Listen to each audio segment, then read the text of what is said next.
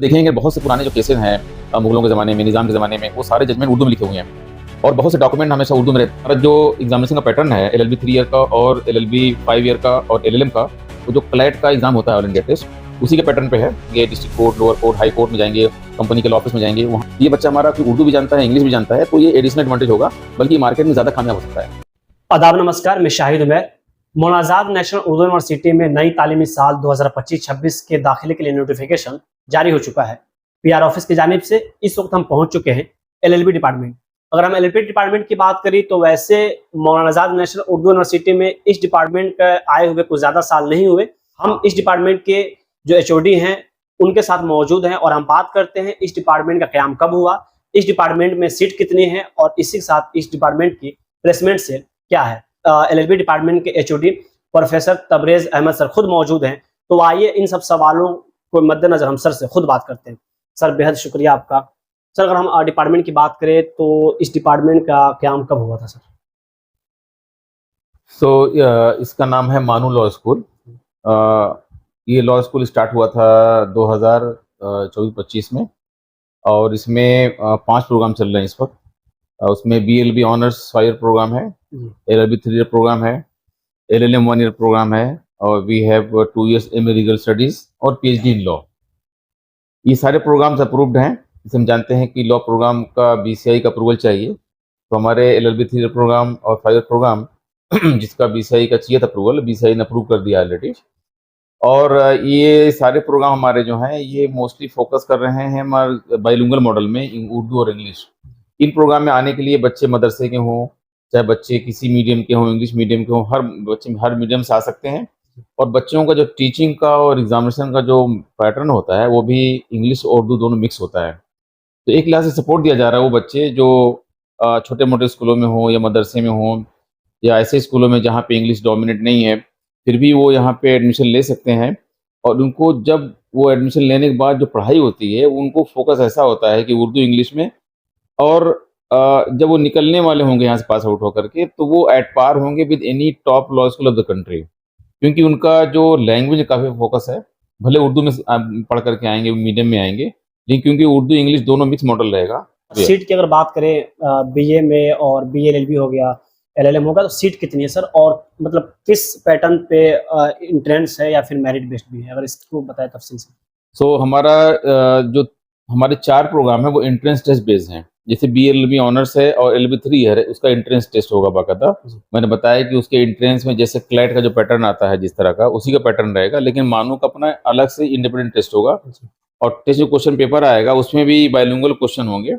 कोई बच्चा अगर उर्दू में कर रखा है अपनी प्री क्वालिफिकेशन जैसे 12th है या ग्रेजुएशन है, वो आराम से उसको आंसर दे सकता है। और कोई अगर इंग्लिश में भी किया हुआ है तो वो भी दे सकता है, क्योंकि क्वेश्चन होंगे वो मिक्स टाइप क्वेश्चन होंगे। बट लेकिन जो बच्चे उर्दू में करके आए हैं वो आराम से दे सकते हैं, क्योंकि उनको पास इस मानू लॉ स्कूल और लॉ स्कूल नहीं जहाँ पे अपेयर कर सकते हो। तो एलएलएम का भी एग्ज़ाम हमारा जो होगा वो एंट्रेंस टेस्ट बेस होगा, उसका भी पैटर्न क्लैट के बेस पे होगा, लेकिन मानू का अपना अलग से एंट्रेंस टेस्ट होगा। और जो एग्ज़ाम होगा ये एग्ज़ाम में जो सीट्स हमारे पास है, हमारे पास 60 सीट हैं for 5 year course BLB honours, 60 seat है एलएलबी 3 ईयर्स में, और 30 सीट हमारे पास है एलएलएम की मानू कैंपस हैदराबाद में, और 30 सीट हमारे पास दरभंगा कैंपस में। तो एलएलएम की 60 सीटें हैं, 30 यहाँ के लिए और 30 दरभंगा के लिए। तो जो बच्चे फॉर्म भरना चाहते हैं, अगर उनको दरभंगा में एलएलएम करना है तो वहाँ से भी कर सकते हैं, और अगर मानू के कैंपस में करना है यहाँ भी कर सकते हैं। जब एप्लीकेशन फॉर्म भरेंगे तो उनको अपना ऑप्शन चूज़ करना पड़ेगा। पीएचडी वाला भी बाकायदा एंट्रेंस होगा जो यूनिवर्सिटी एंट्रेंस लेगी, और उसमें लॉ का जो यूजीसी का मॉडल है एंट्रेंस टेस्ट का, उसी मॉडल पे एंट्रेंस टेस्ट होगा, और जो बच्चे टेस्ट क्वालिफाई करेंगे वो एडमिशन ले सकते हैं। हमारा एक प्रोग्राम जो है एमए लीगल स्टडीज़, वो मेरिट बेस्ड है। जिन बच्चों का जो बेसिक क्वालिफिकेशन है वो उसकी ग्रेजुएशन है, ग्रेजुएशन में जितने बच्चे आएंगे उनका जो मार्क्स ग्रेजुएशन का होगा उसी बेसिस पे, मेरिट के बेस पे उनका एडमिशन होगा एमए लीगल स्टडीज़ में। सर एग्जाम की जो आपने बात की तो उसका पैटर्न इंग्लिश होता है, उर्दू होता है, अगर उसके बारे में बताएं तो। ये सारे जितने भी हमारे 4 एंट्रेंस टेस्ट हो रहे हैं उनका जो पैटर्न है वो बाकायदा क्वेश्चन जो होंगे वो क्वेश्चन बाइलिंगुअल मिक्स क्वेश्चन होंगे। उसमें वो क्वेश्चन पढ़ करके आपको जो जितने टर्म वगैरह होंगे वो इंग्लिश में होंगे, लेकिन उसकी लैंग्वेज उर्दू में होगी। तो चाहे उर्दू और इंग्लिश अगर जो जानता होगा तो कर सकता है। लेकिन सारे प्रोग्राम में एडमिशन लेने के लिए आपके पास एटलीस्ट एक 10th स्टैंडर्ड का उर्दू का सर्टिफिकेट होना बहुत ज़रूरी है।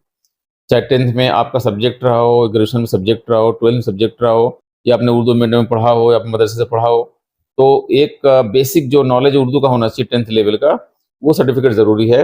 लॉ की बात करें, इसको मानों में आए हुए अभी ज़्यादा साल नहीं हुए, फिर भी एक सवाल होता है बच्चों के ज़हन में प्लेसमेंट, तो उस पे अगर आप रोशनी डालें तो फिर क्या आप आने वाले वक्त में उम्मीद कर सकते हैं, फिर जो बच्चे हैं उनके लिए क्या फ्यूचर हो सकता है? तो हमारा शुरू से काफ़ी फोकस था प्लेसमेंट में, इसीलिए हमारा जो यहाँ पे जो टीचिंग लर्निंग का मॉडल है, वो काफ़ी एप्लीकेशन बेस्ड है। और उसका पूरा फोकस है कि बच्चों को ऐसा ट्रेन किया जाता है कि बच्चे प्रॉब्लम सॉल्वर बने। और बच्चों के लिए जो इंटर्नशिप मैंडेटरी है, बच्चे अभी जिन बच्चों का 1 साल पूरा होने वाला है अभी सेमेस्टर, वो बच्चे सारे जाएंगे 20 बच्चों को 5 साल में 3 साल में 20 की इंटर्नशिप मैंडेटरी बीसीआई की। उसी लिहाज से बच्चों को हर साल कम से कम 1 महीने 2 महीने इंटर्नशिप करनी है। तो हमारी समर वेकेशन होने जा रही है अभी, तो सारे बच्चे अब जाएंगे इंटर्नशिप करने के लिए। बच्चे इंटर्नशिप करने जाएंगे तो बच्चे एनजीओ में जाएंगे, district court, lower court, high court में जाएंगे, कंपनी के लॉ ऑफिस में जाएंगे। वहाँ जब बच्चे इंटर्नशिप करेंगे तो वो वहाँ से उनको देखेंगे कि जो पढ़ कर के आए कितना रिलेवेंट है। चाहे एक जगह 2-3 बार इंटर्नशिप कर लेगा तो वहाँ पे खुद ही अपनी एक फील्ड बना लेगा, अपना वहाँ पे बना लेगा एक प्लेस। और वो जो लॉ फर्म है या जो कोर्ट है, वो बच्चों को बाकायदा ऑफर दे सकती है, बोलते हैं PP model, pre placement offer भी उन बच्चों को मिल सकता है। और हमारा बाकायदा यहाँ प्लेसमेंट कमेटी भी है, उन बच्चों का प्लेसमेंट के लिए हेल्प करेगी। और यहाँ पे हम लॉ फर्म को भी बुलाएंगे और एनजीओ वाले भी आएंगे, सारे लोग आएंगे, लेक्चर देंगे बच्चों से, बच्चे इंटरेक्ट करेंगे। ये किया था नेशनल मूड कोर्ट कंपटीशन, हमने किया था इंटरनेशनल कॉन्फ्रेंस किया था। इस तरह से हम काफ़ी एक्टिविटी करेंगे और पूरे बच्चे इंडिया के यहाँ पे आएंगे, लॉयर्स वगैरह आएंगे, जजेस वगैरह आएंगे। तो उससे बच्चों का भी नेटवर्किंग होगी, बच्चे अपना खुद नेटवर्किंग करेंगे। और बच्चे जब बाहर भी कंपटीशन में जाएंगे, मूड कोर्ट वगैरह पार्टिसिपेट करेंगे, will be employable law graduates, ताकि बच्चे जब पास आउट होने से पहले पहले उनका प्लेसमेंट हो जाए। सर आखिरी एक सवाल ले लेते हैं कि इस डिपार्टमेंट की अगर हम बात करें तो जो सिलेबस है उसका क्या स्ट्रक्चर है, और एक ये बात करें कि जो उर्दू है, क्योंकि कहा यह जा रहा है कि उर्दू में पढ़कर फिर जाना फील्ड पे काम करना, तो क्या यहाँ पे बच्चों के लिए उर्दू एक एडवांटेज है या फिर डिसएडवांटेज उसको माना जाए?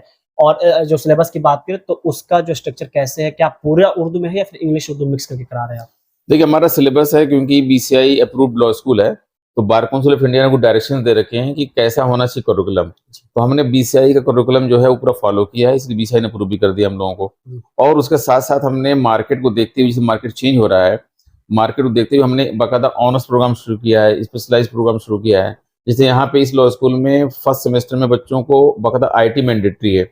अब आईटी का ज़माना है, बाकी सारे लॉ स्कूल में नहीं होता है, तो बच्चों का काफ़ी फोकस लीगल लैंग्वेज पे है, इंग्लिश वगैरह पे है।